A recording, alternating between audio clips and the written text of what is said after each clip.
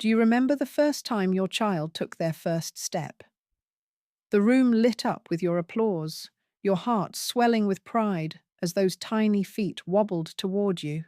You cheered like it was the greatest victory in the world. Now, picture this. You're the one struggling to take a step, your hands trembling on a cane, and the room falls silent. No applause, no encouragement, just nothing. You spend decades loving them, teaching them, wiping sticky fingers, bandaging scraped knees, staying up all night when the fever wouldn't break. You pour your soul into raising them, building a bond you think will last forever. But as the years pile on, as your hair grays and your steps slow, you start to wonder, do they still see me? Not just as mom or dad, but as a person with feelings, dreams, and a heart that still beats just as fiercely as it did when they were small? Or have I become a responsibility, a chore on their endless to-do list? Let me tell you a story I've kept locked away, until now. A few months ago, I did something wild, something you might call crazy. I faked little crises, not to trick my kids, not to guilt them, but to see them, to understand where we stand after all these years. And what I discovered? It turned my world upside down, exposing truths I wasn't ready for. If you've ever felt invisible in your own family, stick with me, because this journey reshaped how I see my kids and myself. It started on a Tuesday morning, the kind of day where the sun barely peeks through the curtains and the air smells faintly of rain. My daughter, Sarah, was perched at the kitchen table, her laptop glowing as she typed furiously, working from home, as she often does. For 40 years, I've made her breakfast: pancakes with extra syrup when she was 6, oatmeal with a sprinkle of cinnamon when she hit her health kick phase. That morning, I shuffled to the counter, the familiar weight of the strawberry jam jar in my hands. Homemade, just like my mother taught me.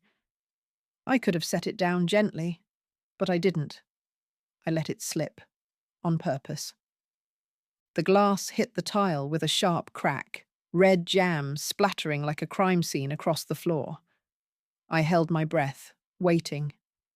"Mom, really?" Sarah snapped, her eyes flicking up from the screen, irritation creasing her forehead. "I have a meeting in 10 minutes. Can you clean that up?"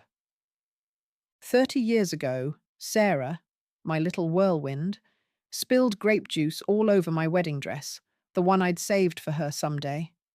Purple stains bloomed across the satin, and I just laughed, scooping her up in my arms.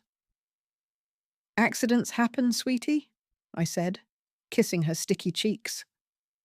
But that Tuesday, her sharp tone slammed a door I didn't even know was there.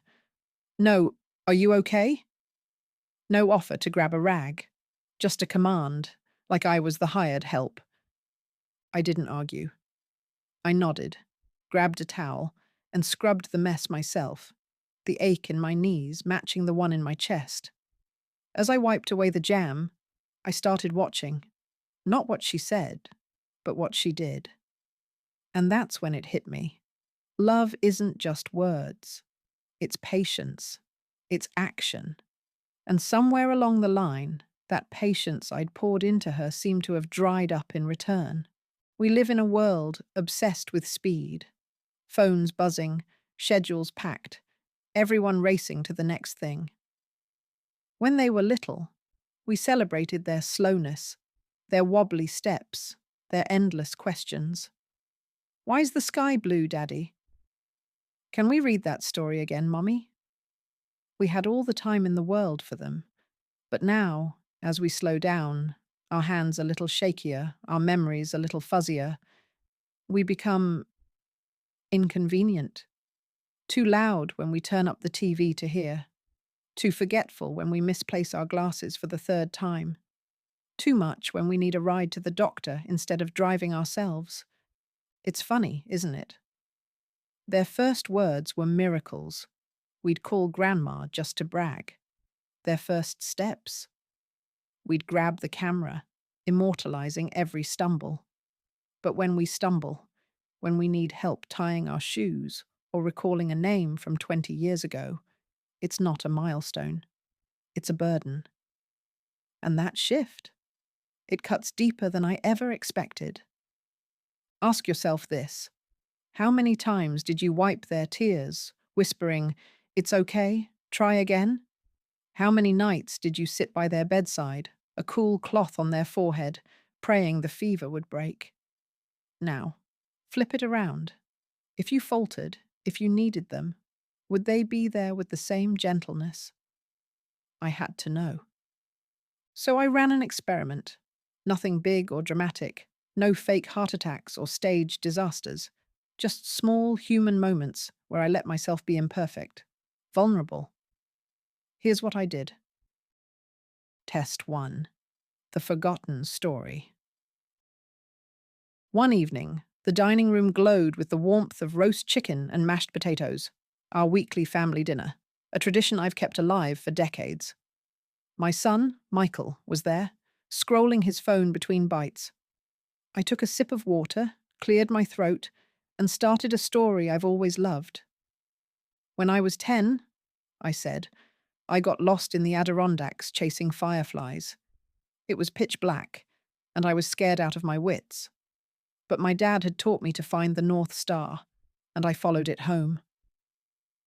My voice softened, savoring the memory. Michael didn't look up. Dad, you've told this 1,000 times. Let's talk about something else. Like, how's work going for everyone? The words landed like a punch. 20 years ago, he'd climb into my lap every night, clutching "Good Night Moon," begging, "Again, Daddy, please." I read it so many times I could recite it in my sleep, never once complaining. Now my stories, my life, were old news, brushed off like dust on a shelf. Test 2. The Lost Keys. A week later, I had my bridge game with the girls, my Wednesday ritual, a lifeline to laughter and gossip after 50 years of friendship. I stood in the hallway, patting my pockets. "Sarah," I called, "I can't find my car keys. Can you help me look?" She sighed, loud enough to echo. "Ugh, Mum, I'll just call you an Uber. I don't have time for this. I've got a deadline." When she was 5, she lost her teddy bear the night before kindergarten. She wailed like the world was ending, and I tore the house apart, under couches, behind curtains, until I found it, even though I was late for work. I handed it to her with a smile, saying, "We'll always find what matters." Now, 5 minutes was too much to ask. Test 3. The Spilled Coffee. Then came Sunday brunch. The table was a mess of pancakes, bacon, and chatter. Grandkids giggling, my kids sipping coffee. I reached for the sugar, my hands less steady than they used to be, and knocked over my mug. Dark coffee flooded the tablecloth, dripping onto the floor. "Careful, Grandma," my granddaughter chirped, half laughing. But Michael grabbed a towel, his jaw tight, and mopped it up with quick, impatient swipes. Sarah just sighed, checking her watch. I flashed back to the countless spills I'd cleaned, juice on the carpet, milk on the counter. I'd kneel down, smiling. "No big deal. We'll fix it." Now, every fumble I made seemed to scream, "You're slipping, and we're tired of it." The hardest part wasn't their annoyance, it was the silence that followed. No, "Are you okay, Mum?" No, "Let me help, Dad." Just a void where I used to feel their care. And that's when I understood. Aging isn't about losing your strength. It's about finding out who's strong enough to lift you when you're down. If your heart's sinking right now, if you're nodding along thinking, "My kids would do the same," then you need to hear what came next. After these tests, I couldn't sleep. I'd lie there, staring at the ceiling, the hum of the clock ticking louder than my thoughts. Had I failed them somehow? Were they too busy, too distracted? Or had they just stopped caring? The truth hurt, but here's the gift in it. Clarity, even when it stings, lets you see what's real. And once you see it, you can change it. I sat myself down, right here, in this creaky old chair, and asked the question I'd been avoiding. What do I need to feel valued? Not what do I owe them? Not what's fair after all I've given? Just what do I need? The answer was simple, but it took guts to admit. I needed to be seen. Not as a burden or a relic, but as a person with stories, wisdom, and yes, flaws. I needed patience, the same patience I'd given them for decades. After Michael brushed off my lost keys test, I couldn't let it fester. I grabbed a pen and a sheet of yellowed stationery, the kind I used to write love notes to their mother, and poured my heart out. It wasn't an attack. It was a bridge. "Dear Michael," I wrote, "remember when you'd lose your mittens every winter? You'd come home from sledding, hands pink and bare, and I'd stay up late knitting new ones, red, blue, whatever you wanted. I never minded, because it meant you could play again tomorrow. The other day, when I misplaced my keys, I didn't need an Uber. I needed you, just for a moment. I miss feeling like I matter to you." I sealed it, mailed it, and waited. The next afternoon, the doorbell rang. There he was, my boy, taller than me now, with a new set of keys dangling from his hand. Before I could speak, he wrapped me in a hug, the kind I hadn't felt in years. "I'm sorry, Dad," he said. "Work's been crazy, but that's no excuse. I didn't see how it felt for you." We sat on the porch, coffee in hand, and talked, really talked, for the first time in ages. He admitted he'd been so caught up in his life that he'd missed mine slipping by. It wasn't perfect, but it was a start. Sarah took longer. I didn't write her a letter. I waited for the right moment. One evening, as she packed up her laptop, I said, "Can we talk?" She paused, surprised, but nodded. I told her about the jam, the keys, the silence. Her eyes softened. "Mom, I didn't realize. I'll do better." And slowly she has, checking in more, lingering after dinner to chat. So, what did I learn from faking these crises? Love doesn't stand still. It evolves, and it needs care from both sides. It's okay to ask for what you need, even from your own kids. Sometimes they're so wrapped up in their world that they don't see yours crumbling. A little nudge, a spilled jar, a lost key, a letter can wake them up. If you're feeling unseen, don't wait in the shadows. Speak up. Share your stories, your needs, your heart.